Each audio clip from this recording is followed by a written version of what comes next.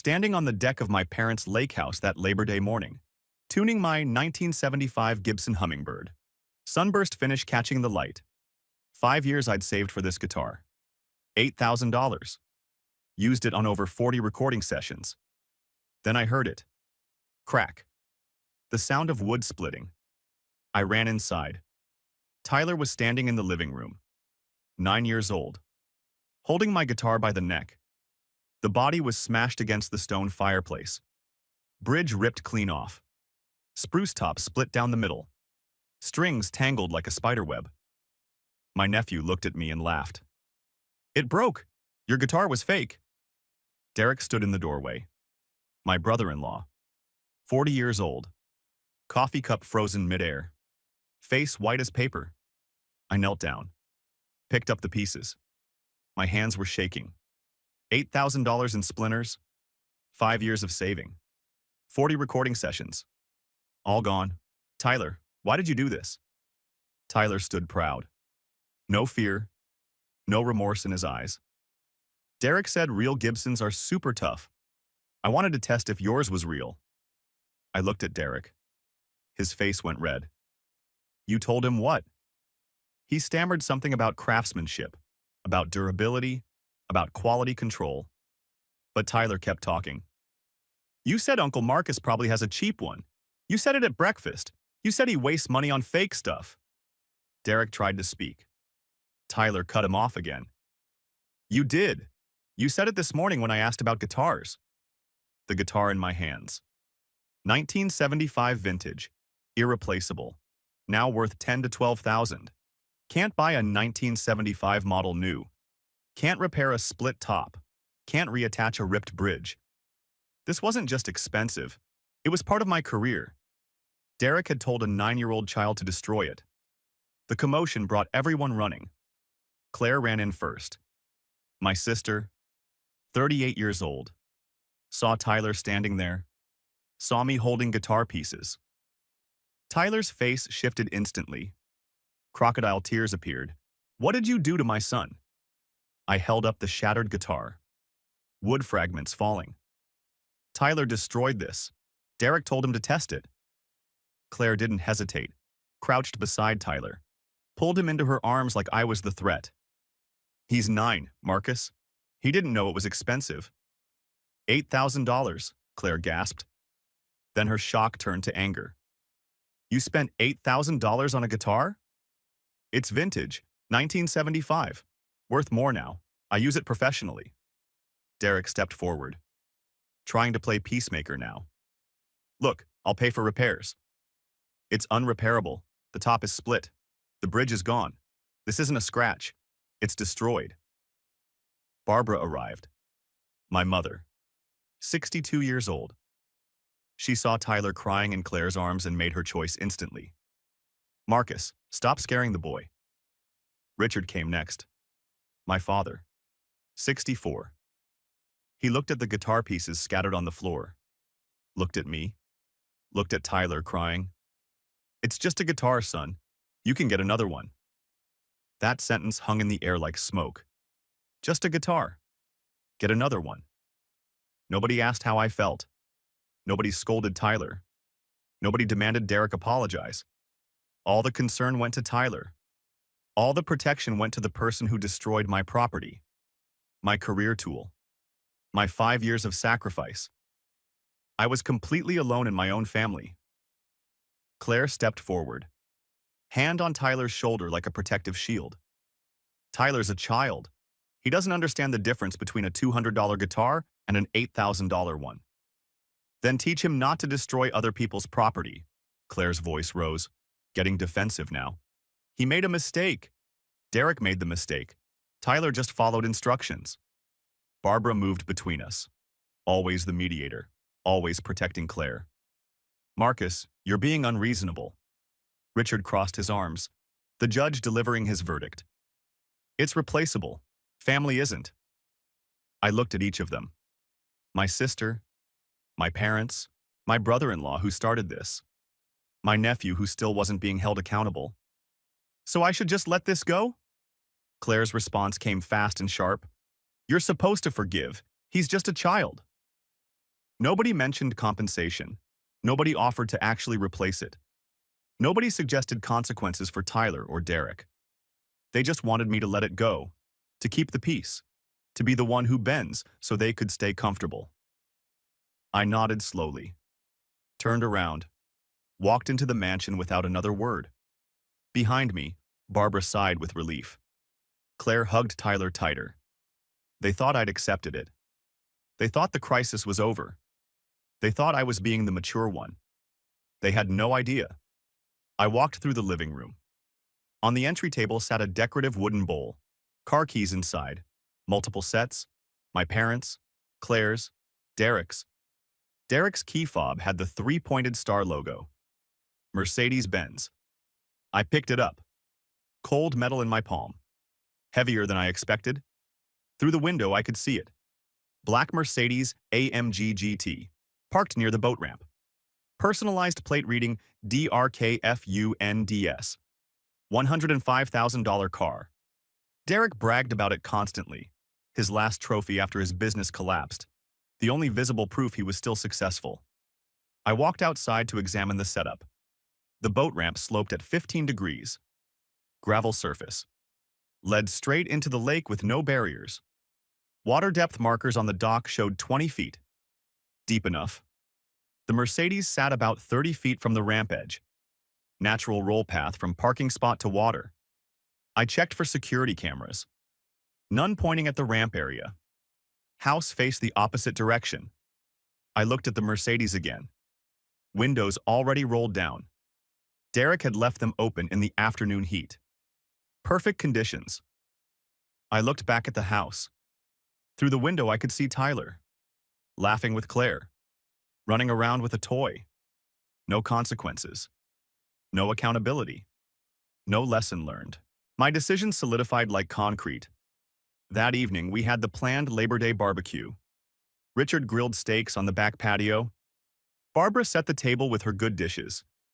Tyler ran around with a water gun like nothing had happened. Like he hadn't just destroyed $8,000 of someone else's property. Claire kept praising him. My energetic boy. So full of life. Derek approached me while I stood alone by the railing.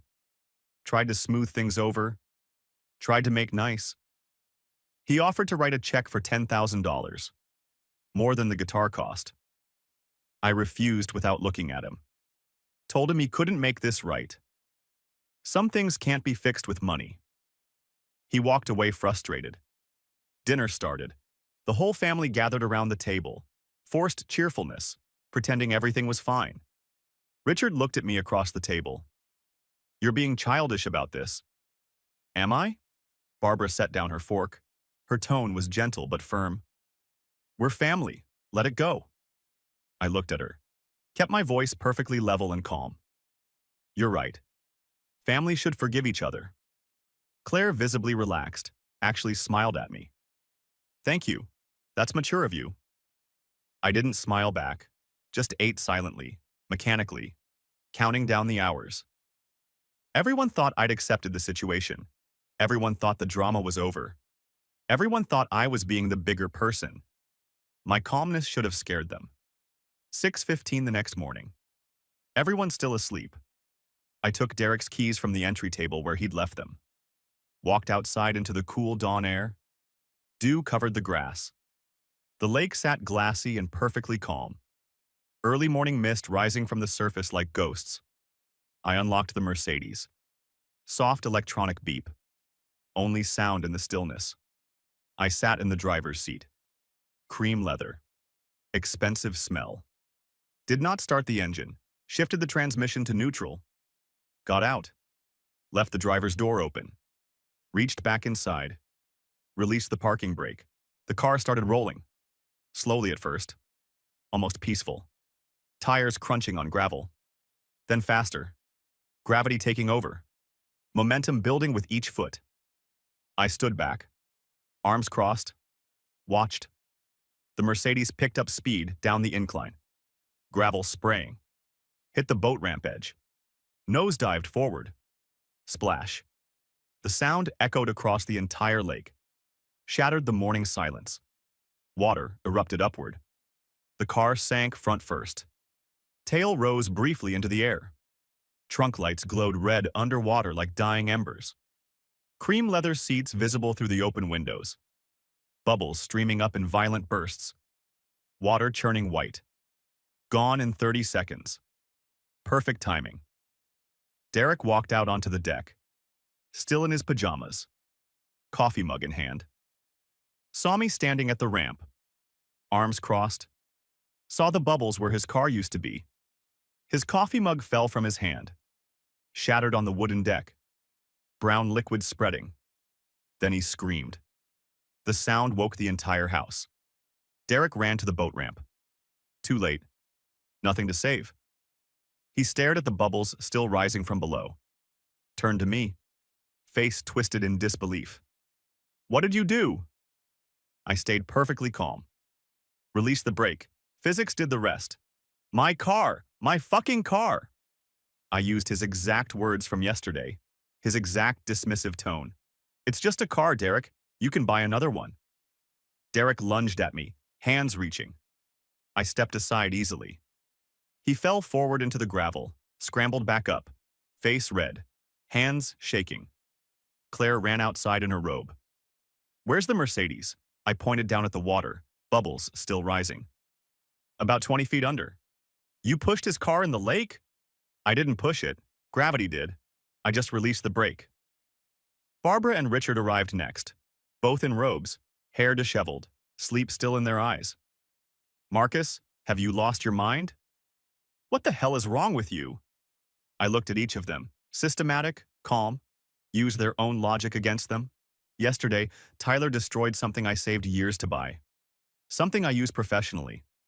You said it's just a guitar. Get another one. You said family forgives each other. You said I was being childish for being upset. I gestured toward the lake where bubbles still rose. So I let your car go, applied your lesson. We're even now. Silence. Just the sound of bubbles breaking the surface. Derek pulled out his phone, hands shaking so hard he almost dropped it. I'm calling the police.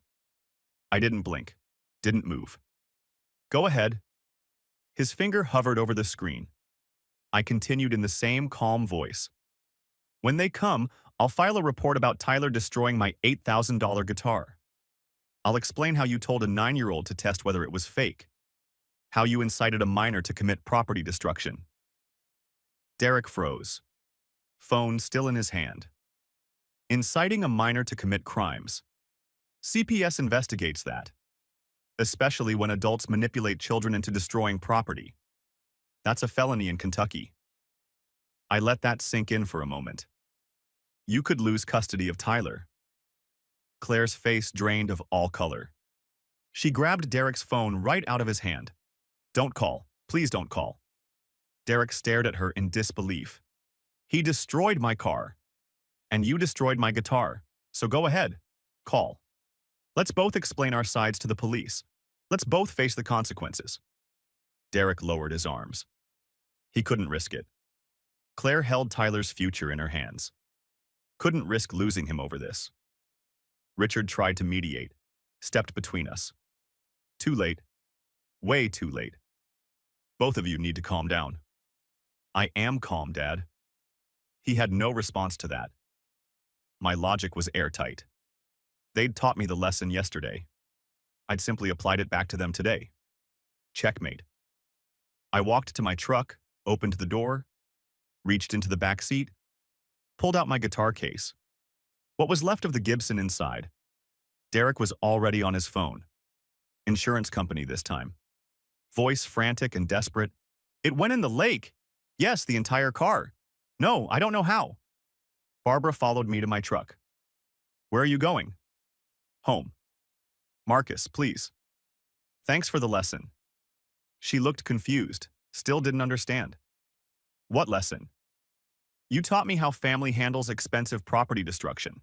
I'm a fast learner. Richard stepped forward, drew his line in the sand. If you leave now, you're choosing to end this family. I looked at him. Really looked at him. My father who'd taken everyone else's side. No, Dad. You chose yesterday, when you sided with Tyler over me. When you dismissed my feelings. When you told me it was just a guitar. I climbed into my truck. I just made sure the lesson was clear. Claire was crying now, voice breaking through the sobs. We still owe $87,000 on that car loan. I started the engine, let it rumble. It's just money. You can earn more. That's what you told me, right? I put the truck in reverse, started backing out. In my rearview mirror, I could see the scene I was leaving behind. Derek screaming into his phone at the insurance company. Claire sobbing with her hands over her face. Barbara standing frozen in shock. Richard helpless and defeated. Tyler came outside, looked around at all the adults yelling and crying. Why is everyone mad? Nobody answered him. I drove away down the long driveway. Left them all standing in the ruins they'd created. 2 hours later, I was home in Nashville. 10 in the morning. My phone wouldn't stop ringing. Claire, Barbara, Richard, Derek. Claire again. Barbara again. I blocked every number.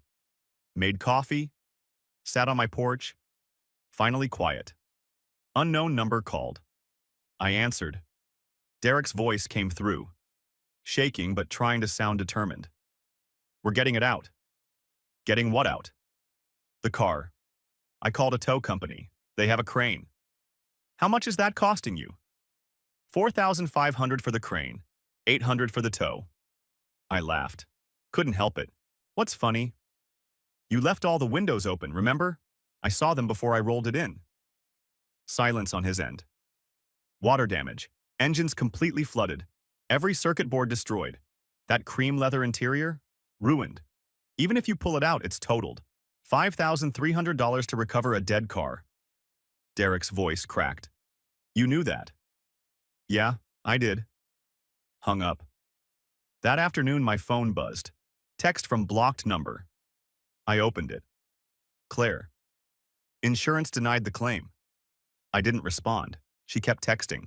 Desperation in every message. They said intentional submersion isn't covered. Derek still owes $87,000 on the loan. Bank wants monthly payments on a car at the bottom of a lake. We're ruined, Marcus. You have to help fix this. I read each message, felt nothing, deleted the thread, went back to work, had a recording session at 3. That evening, I opened my phone. Family group chat. 47 unread messages. I scrolled through the chaos. Aunt Linda started it. Marcus destroyed Derek's car over a guitar. This is unforgivable. Uncle Tom piled on. $100,000 car over a guitar? Marcus has lost his mind. Then cousin Sarah. Unexpected ally. Hold on. Tyler destroyed Marcus's $8,000 guitar first. Derek told him to do it. Cousin Mike jumped in. Derek's always been an asshole. About time someone checked him. Barbara tried to mediate. Everyone stop. We need to heal as a family. Claire wasn't having it. Heal? Marcus destroyed our lives, cousin Sarah fired back. You mean like Tyler destroyed Marcus's guitar? Uncle Tom again. A guitar is not the same as a $100,000 car, cousin Mike. Then maybe teach your nephew not to smash expensive shit. Aunt Linda tagged me directly. You're tearing this family apart. I'd been silent the whole time. Reading. Watching them fight over me like I wasn't there. I typed one response. I didn't tear anything. You chose sides yesterday. Then I muted the chat. Next morning, an email arrived. 7:42 a.m. Subject line. Intent to sue. Property damage. Derek's attorney. Some guy in Louisville. The demand letter listed everything. Car replacement. $105,000. Emotional distress. $15,000. Lost work time. $3,000. Total demand. $123,000. I forwarded it to my attorney, Joel Ramos, Nashville guy. He called me 10 minutes later, laughing. This is the funniest demand letter I've seen this year. They have no case. You didn't drive the car, released a parking brake, car rolled on its own. Plus the kid destroyed your guitar first. Comparative negligence. If they sue, you countersue. They lose both ways.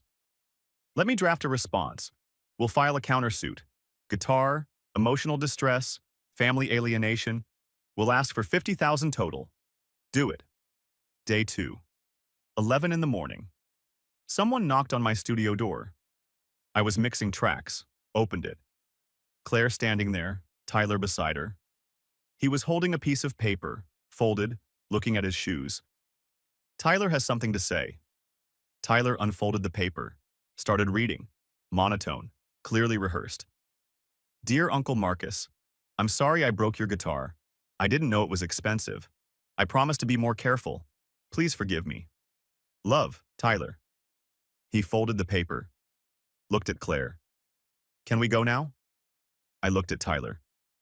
Do you know why what you did was wrong? He shrugged. Because it was expensive? No, because it wasn't yours. Price doesn't matter. You don't destroy other people's property. Tyler looked confused. I guess? Do you feel bad about breaking it? Tyler honest for the first time. Derek said you'd just buy a new one.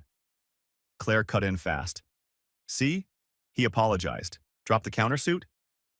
That wasn't an apology. That was a performance. You wrote that for him. He's 9. Then teach him. That's your job as his mother. Claire grabbed Tyler's hand. Left. Slammed the studio door so hard the window rattled. Tyler looked back once. Confused. Sad. Kid was a victim. Just had terrible parents. 3 days later, another email from Joel. Discovery documents. Court ordered. Derek had to provide financial records. Joel attached a summary PDF. Derek's debts laid out in black and white. Mercedes loan, $87,000 remaining. Home equity loan, $215,000. Claire's kitchen renovation. Credit cards, $52,000 across 4 cards. Personal loan from Derek's parents, $38,000. Total debt, $392,000. Derek's assets. House value, $380,000. But he owed $320,000 on the mortgage, plus that $215,000 equity loan. Underwater by $155,000. Savings, $6,200. Investment portfolio, $18,000. Net worth, negative $68,000. Joel's note at the bottom. Your brother-in-law was drowning long before you sank his car. The Mercedes was leased to maintain appearances. His whole life is a facade. I read it twice. Derek wasn't successful. He was desperate. The Mercedes was the only thing making him look solvent. I'd taken his mask off. 4 days after the lake house. Certified letter arrived. From Richard and Barbara Reed. Formal letterhead. I opened it. Marcus, we raised you better than this. Derek made a mistake. Tyler is a child. What you did was vindictive and cruel. Claire called us sobbing. They might lose their house. Drop the lawsuit immediately. Pay half of Derek's car loan. $43,500. Apologize to Tyler for scaring him. If you refuse, don't come to Thanksgiving or Christmas. We won't have someone who destroys family in our home. Signed, Mom and Dad. Not love, Mom and Dad. Just their names. Formal. Cold. I read it twice, folded it carefully, walked to my desk, opened the bottom drawer. Inside was a folder labeled Expected Outcomes. I'd created it the morning after the lake house, filed the letter inside, didn't respond, didn't call, made coffee instead. That same week, something unexpected happened. I was at the studio, phone buzzed, text from Jake, musician friend. Dude, check Facebook. I opened the app, saw Jake's post, photo of my smashed Gibson. He'd taken it at the lake house. Caption read, shout out to Marcus Reed who taught entitled people a lesson. Kid destroyed this $8,000 vintage guitar. Family said just forgive him. So Marcus forgave the dad's Mercedes into a lake. Legend. Posted 6 hours ago. 847 likes. 203 shares. 156 comments. Overwhelmingly supportive. Never mess with a musician's guitar, ever. Family that enables destruction deserves consequences. Derek fucked around and found out. That Mercedes had it coming. Comment after comment. The Nashville music community got it. My phone buzzed again. Email from Blackbird Studio. Marcus, saw what happened. We stand with you. Any session work you need, call us. Another email, Sound Emporium. Brother, that took guts. Let's book some sessions. Third email, Ocean Way, Nashville. We heard. Our studio's open to you anytime. 3 major studios offering support, offering work. My professional reputation wasn't damaged. It was enhanced. 1 week after the lake house. My phone rang. Derek's voice. Barely recognized it. Shaking. Crying. Marcus, please, can we talk? I'm listening. Long pause. Breathing unsteady. I fucked up. I know that. I shouldn't have said what I said about your guitar. Tyler shouldn't have broken it. I'm sorry. Crying audible now. Can you drop the lawsuit? Please? No. We're going to lose the house. Foreclosure in 60 days. Claire's parents won't help. Mine won't give more. We're drowning. You should have thought about that before you incited a child to destroy my property. Derek sobbing. I'll pay for the guitar. I'll get you a new one. Just drop the suit. I used his own words back. Can't replace it. It's irreplaceable. You told me yourself. Just get another one, remember? Hung up. 11 p.m. that same night. Doorbell rang. Claire standing at my door. Mascara running down her face. Been crying for hours. I let her in. Didn't want a scene in the hallway. She sat on my couch, shaking. Marcus, please, I'm begging you. I stayed standing. We're losing the house in 60 days. Derek's job is at risk. He can't commute without a car. Tyler keeps asking why Uncle Marcus hates him. I don't hate Tyler. I hate that nobody taught him consequences. He's 9. Old enough to know not to destroy things. What do you want? What will make this right? I looked at her. I wanted an apology, not from Tyler, from you, from Derek, from Mom and Dad, before the lawsuit, when it mattered. I wanted you to say we were wrong to dismiss your feelings. We were wrong to protect Derek. We were wrong to make excuses. But you didn't. You made excuses. I'm apologizing now. 3 months too late. After the lawsuit, after the financial collapse, after you've lost everything. That's not remorse, that's panic. Claire stood up, tears streaming. You're going to destroy us. No, Derek destroyed you. I just held up a mirror. She left, slammed my apartment door. 2 weeks after the lake house. The attorneys reached a settlement. Joel called. Derek drops his lawsuit. You drop your countersuit. Derek pays $8,000 for the guitar. 12 monthly installments. He and Claire sign an affidavit admitting Derek instigated Tyler. Tyler writes you an unscripted letter. 2-year mutual no-contact order. Clean break. And the Mercedes? No admission of guilt, no criminal charges. Except the settlement. Papers signed within 48 hours. 10 days later, a letter arrived. Handwritten. Kid's handwriting. Tyler's. Uncle Marcus. I broke your guitar because Derek said it was fake. I didn't know it was real until it broke. Mom says we might move because Derek's car sank. Derek says it's your fault. Mom says it's my fault.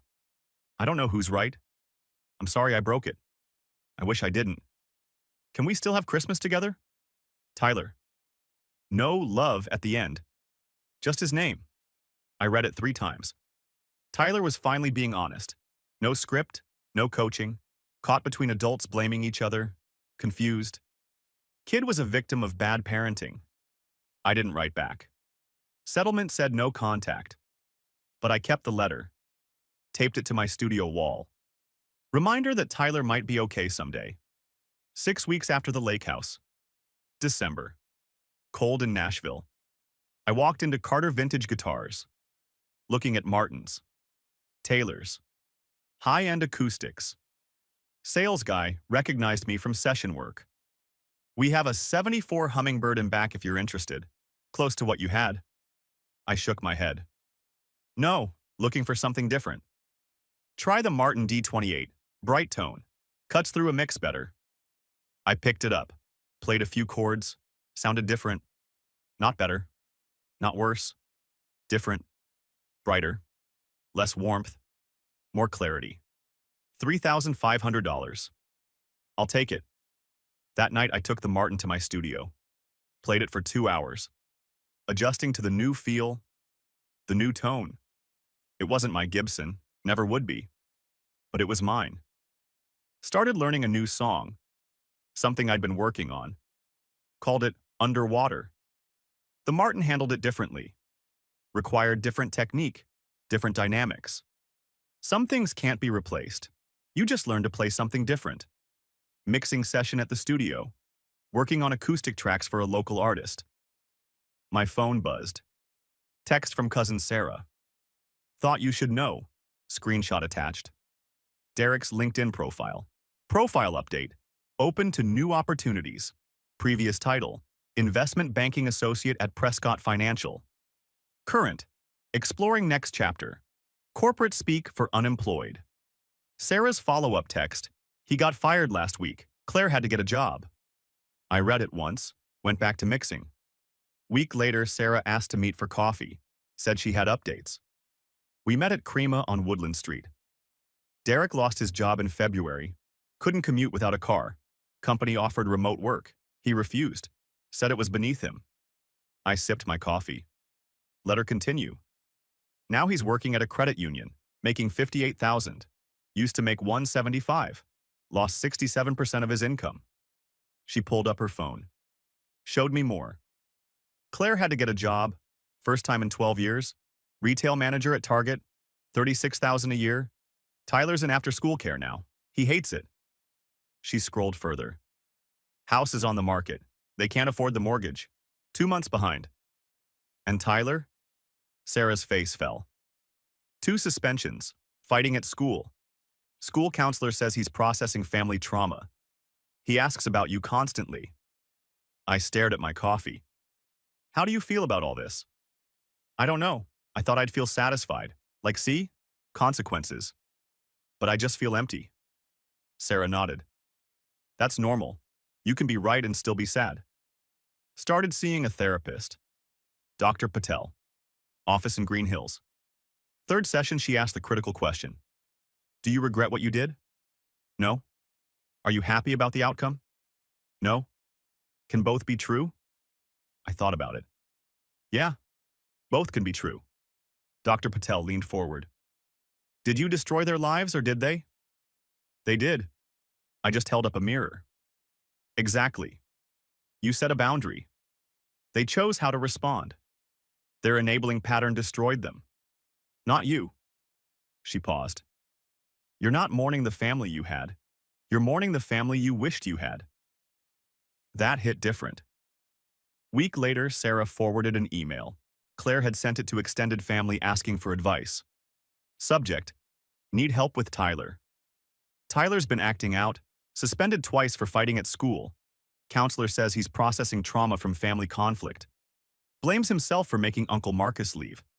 Asks about Marcus constantly. I don't know what to tell him. Derek says, tell Tyler Uncle Marcus chose money over family. But I know that's not true. Did I fail my son by siding with my husband over my brother? I read it 3 times. Tyler was innocent, caught between terrible adults. I went to Carter Vintage Guitars. Bought a child-size acoustic. $280. Shipped it to Tyler anonymously. Note card. Music heals. Keep playing. Someone who cares. No signature, no contact order still active. But maybe music would help him the way it helped me. May. Sarah texted. Claire filed for divorce. Screenshot of court filing, public record. Petition reasons listed. Husband's pride destroyed family relationships. Financial irresponsibility. Negative influence on minor child's moral development. Unwilling to admit fault or seek counseling. Irreconcilable differences. Derek blindsided. Fighting for custody. Claiming Claire abandoned him during crisis. Tyler caught in the middle again. I read it. Felt sad for them. Sad for Tyler most of all. Derek would never change. The car wasn't the problem. Derek's character was. The Mercedes just exposed what was already broken. One afternoon, someone knocked on my door. New house in East Nashville. Bought it 2 months ago. Looked through peephole. Barbara standing there. I opened the door, didn't invite her in. We stood on the porch. Your house is beautiful. Thanks. What do you want? Can I come in? No. She flinched but held her ground. I was wrong about everything. I waited. Derek's been lying about finances for years. The Mercedes was leased. He couldn't afford it. Claire's divorcing him. You tried to tell us. We didn't listen. I know.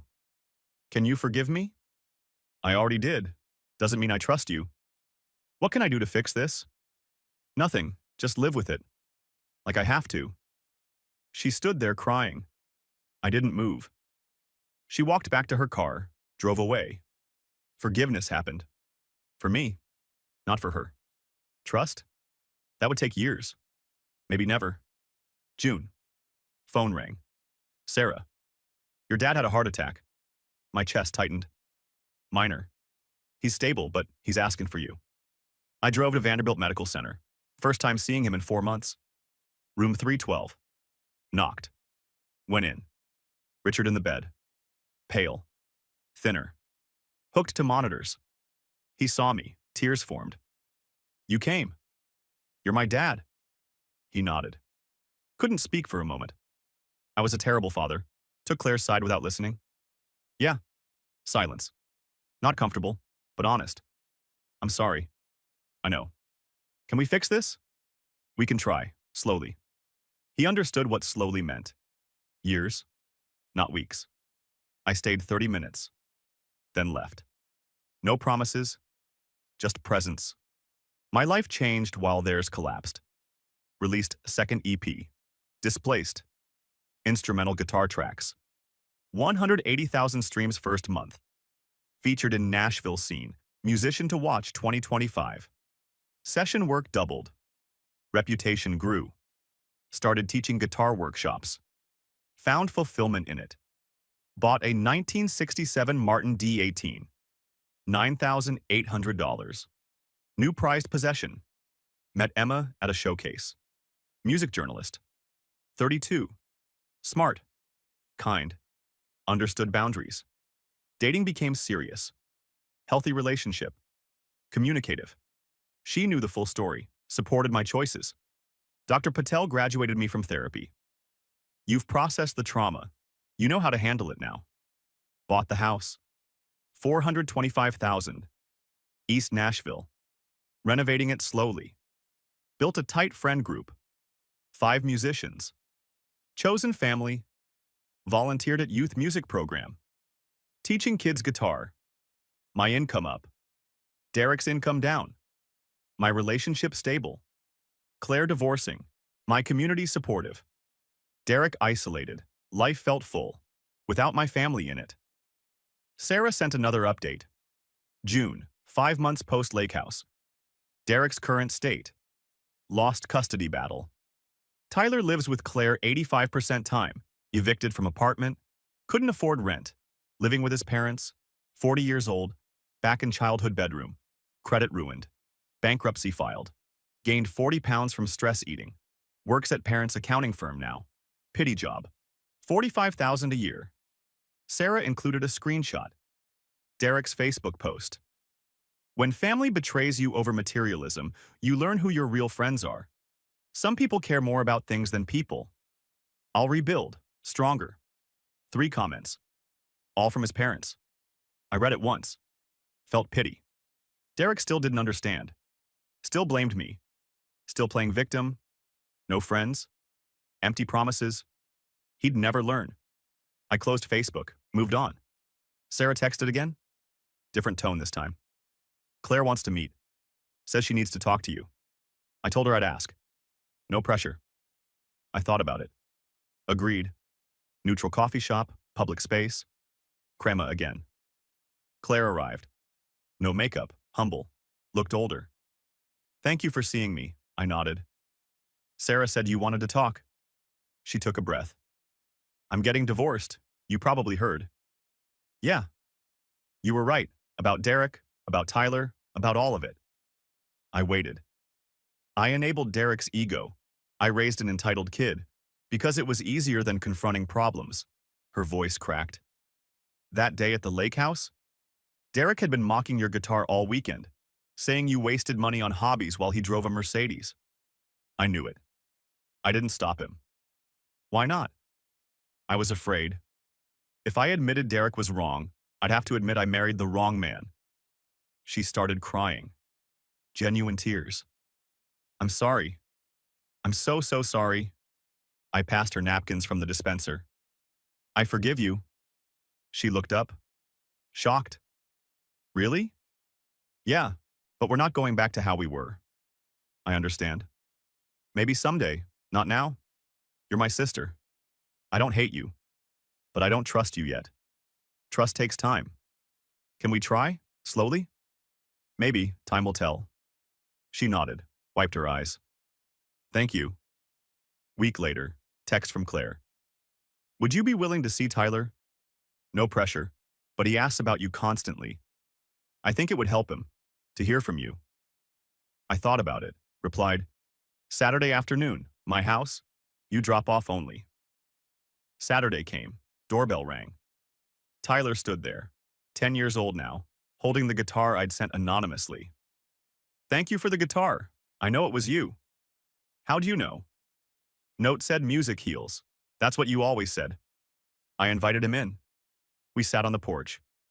Can you play anything? He played a chord progression. CGMF. Basic, but clean. Not bad. I practice every day. I showed him a new chord. He tried it, struggled, tried again. Got it. I'm sorry I broke your guitar. I know. Mom says I need to understand why it was wrong. Do you?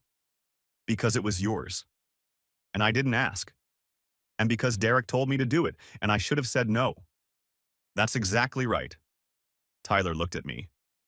I'm not supposed to listen when Derek says mean things about people anymore. Good. Think for yourself.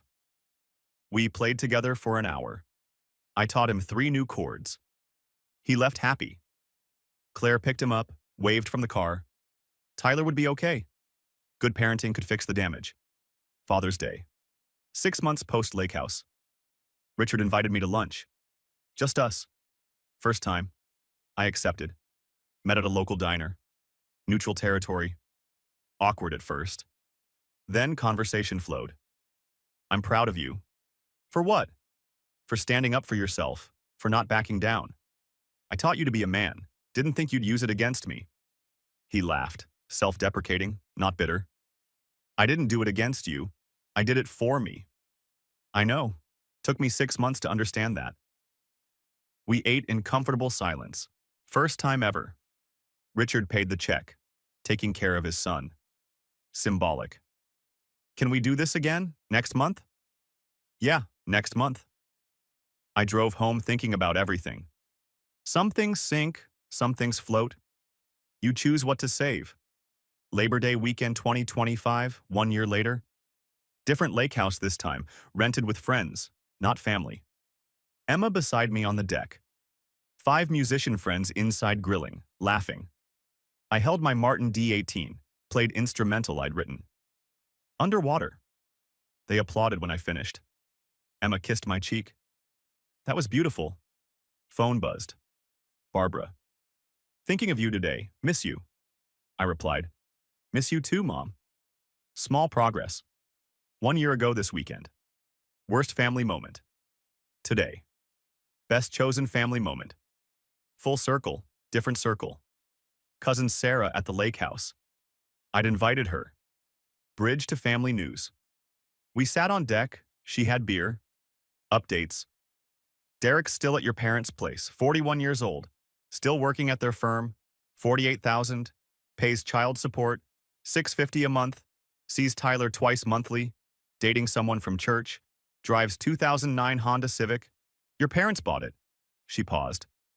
He's smaller now, not physically, just diminished. Does he blame me still? Probably, but he doesn't talk about it anymore. No satisfaction, No pity, just awareness. Derek became ordinary.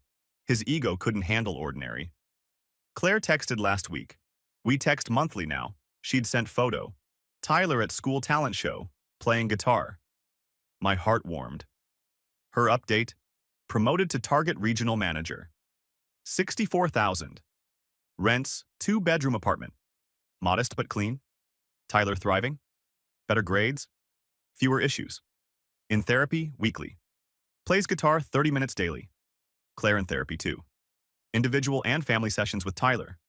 Dating someone. Tim. Elementary teacher. Healthy. Stable. Took financial literacy classes. Sold wedding ring. Paid off 12,000 in credit cards. Her recent text. I'm not asking for forgiveness anymore. Just want you to know I'm trying to be better. Tyler asks about you. Says you're teaching him guitar through YouTube videos you sent. Thank you for not abandoning him like I abandoned you. I see Claire every 6 weeks. Coffee, civil, sometimes warm. Not siblings yet. Not strangers. Progress slow but real. Tyler the bridge between us. Tyler visits monthly now. Established routine. Today he showed me song he wrote. I broke something. Lyrics about consequences. Growing up. I broke something that wasn't mine. Said I was sorry, but it took some time. Now I'm learning what it means. To think before I act. Keep my conscience clean. Simple chords. ADE. Voice cracking. Puberty starting. But genuine emotion. Real feeling. I listened, eyes wet. Wouldn't admit crying. That's really good, Ty. Is it true that you sank Derek's car? I was honest. Yeah. Was it because of me? No, because of him. Your family taught me about consequences. I just applied it back, Tyler thought. Nodded. Mom says you were right to leave. Says sometimes family breaks you and you have to save yourself. I was surprised. She said that? Yeah. Your mom's learning. Me too. Kid would be okay. Cycle broken. Dinner with Richard and Barbara monthly now. Routine established. This month at their house, first time back in a year. Walking in, I noticed changes, photos, some with me still displayed, others removed. Claire's wedding to Derek gone. New photo added. Tyler playing guitar I gave him. Pride of place. House felt lighter. Barbara cooked pot roast. My favorite from childhood. Richard asked about music career. Actually listened. Follow-up questions. Talked about my EP. He'd bought it on iTunes. Talked about Emma. They'd met her once. Liked her. Talked about Tyler's progress. Shared joy. Nobody mentioned Derek. Name not spoken. Nobody mentioned last Labor Day. Unspoken agreement. After dinner, Richard on porch. Son, I've been thinking about that letter we sent. The one saying not to come for holidays. I remember. I was wrong, completely wrong. I want you at Thanksgiving this year. Will you come? Will Claire be there? Barbara answered. Yes. And Derek? Richard firm. Absolutely not. Never again. Then I'll come, Barbara cried. Happy tears. Parents chose me, finally. Derek permanently excluded. Family redefined. Marcus, Tyler, Claire, parents. Not Derek. Boundaries worked. Night at lake house. Emma and me on dock alone. Stars reflected in water. Do you ever regret it? Regret what? The Mercedes. Long pause. I really thought. Sometimes I regret that it was necessary. What's the difference? I wish my family had been different. Wish they'd stood up for me. But they didn't. So I stood up for myself. The regret is that they made me choose. Not that I chose. Do you miss them? The family you had? I miss who I thought they were, not who they actually are. That's sad. Yeah, but I'm not sad anymore. I'm at peace. She leaned on my shoulder. Peace. Not happiness. Peace. Different. Saturday afternoon. Sarah called. You'll never guess what happened. Richard and Barbara sold the lake house. August. Too many bad memories. New owners hired dive team. Clear lake bottom. Environmental permit. They found the Mercedes, corroded beyond recognition. Derek contacted. Still listed owner, tried to claim salvage rights. Insurance company. You can have it, it's worthless. Derek declined. Tow cost 800. Scrap value 200. Car still at bottom of lake. Nobody wants it. Sarah laughing. Poetic, right? Yeah, perfect metaphor. For what? Some things should stay buried. Mercedes recovered but worthless. Like Derek's ego. Nobody wants it. Like his excuses. Still underwater. Like his life. Perfect physical metaphor. Professional achievement stacked up. Third EP released. Surface tension. 340,000 streams first month.